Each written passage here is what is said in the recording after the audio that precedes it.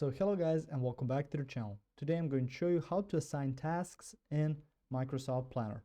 So the first thing you want to do is go on over to your Planner account once you're logged in. So you can see date, tasks, plans, portfolio, and a new plan.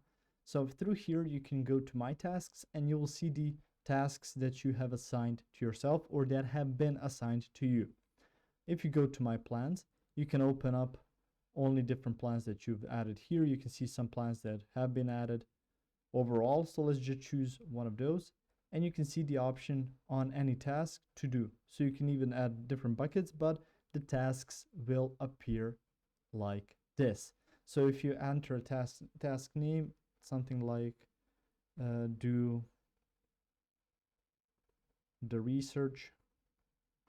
So you call it like that, then set a due date. You'll see some options. Let's set it for something like this. And you can assign different people. So if I want to do the assignment myself or the task myself, I just add something like this. And you can click on add task. So you can see the tasks has been added.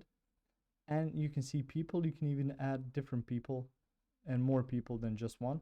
And once it's completed, you can just mark task as complete, and that will completely remove it from here. It's going to be in the completed bracket. So that's going to appear on here now. So you can see here in progress and completed. If I click on this, it's going to move over here.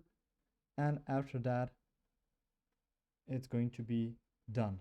If you found this information helpful or useful, you can like the video. You can also share the video. You can subscribe to the channel and click the notification bell to get notified about new videos on Microsoft Planner or some other topics you might find interesting as well.